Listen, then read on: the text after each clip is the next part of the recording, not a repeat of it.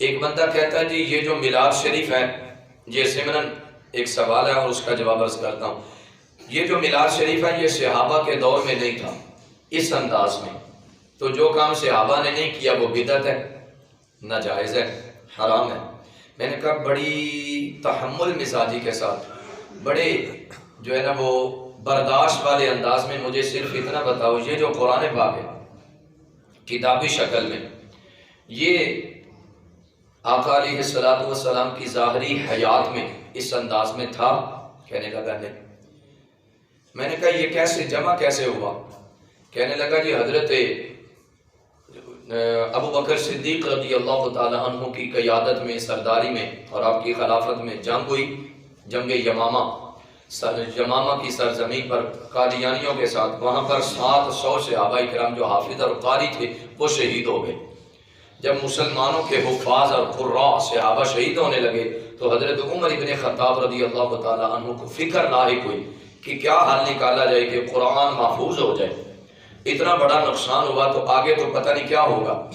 تو قرآن پاک جو سینوں میں جمع ہے یہ کہیں ضائع نہ ہو جائے، یہ ان کو فکر لاحق ہوئی حضرت عمر ابن خطاب کو، تو انہوں نے جا کر مشورہ دیا جناب ابو بکر صدیق کو، کہا سرکار جلدی سے قرآن پاک کو جمع کریں کتابی شکل میں۔ تو حضرت ابو بکر صدیق نے صاف انکار کر دیا، فرمایا میں وہ کام کیوں کروں جو حضور نے نہیں کیا،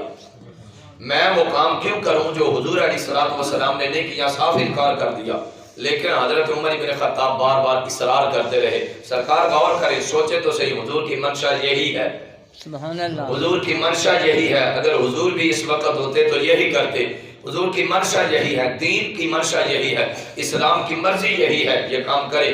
آخر کار حتی شرح اللہ صدر ابی بکر، حضرت ابو بکر صدیق فرماتے اللہ نے میرا سینہ کھول دیا، سبحان اللہ، حضرت عمر بن خطاب کی بات میرے سینے میں بیٹھ گئی۔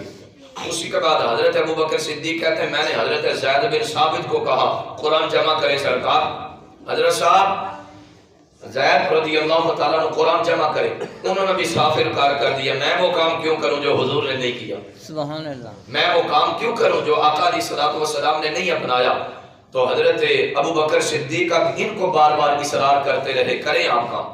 یہ قرآن پاک کتابی شکل میں جمع کریں۔ اب دیکھیں جی پھر کچھ عرصے کے بعد حضرت زید بن ثابت رضی اللہ تعالیٰ عنہ فرماتے اللہ نے میرا سینہ بھی اس چیز کے لیے کھول دیا جس چیز کے لیے ابو بکر صدیق اور عمر بن خطاب کا سینہ کھولا، سبحان اللہ۔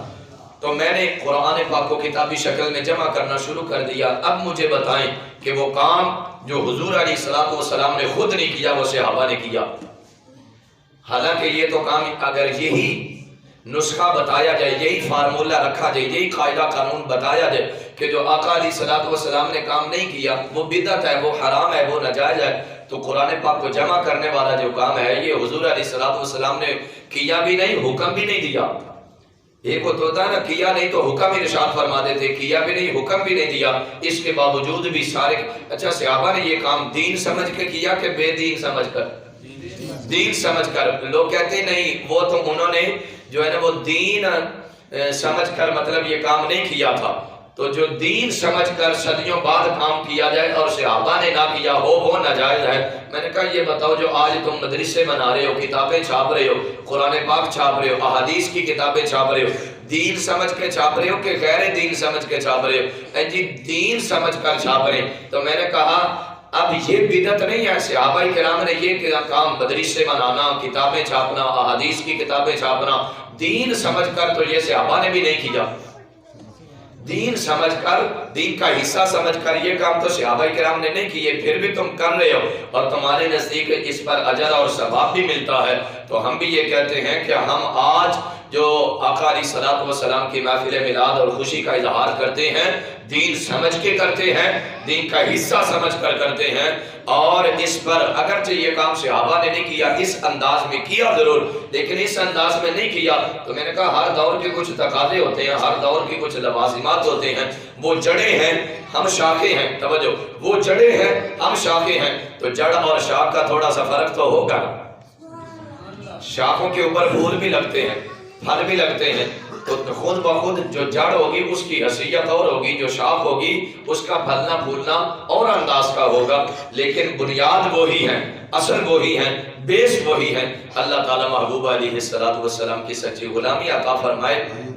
ایسے شکوک و شبہات دے کر ڈال کر صرف امت کو گمراہ کرنا مقصود ہے، اور اللہ تعالیٰ ہم سب کو ایسی گمراہی سے، ہماری نسلوں کو، ہماری اولادوں کو ایسی گمراہی، ایسی سوچ اور فکر سے محفوظ فرمائے۔ درود و سلام، الصلاۃ والسلام علیکہ یا رسول اللہ وعلی آلہ وصحبہ، محبت کے ساتھ الصلاۃ والسلام علیکہ یا رسول اللہ وعلی آلہ وصحبہ یا سیدی یا حبیب اللہ۔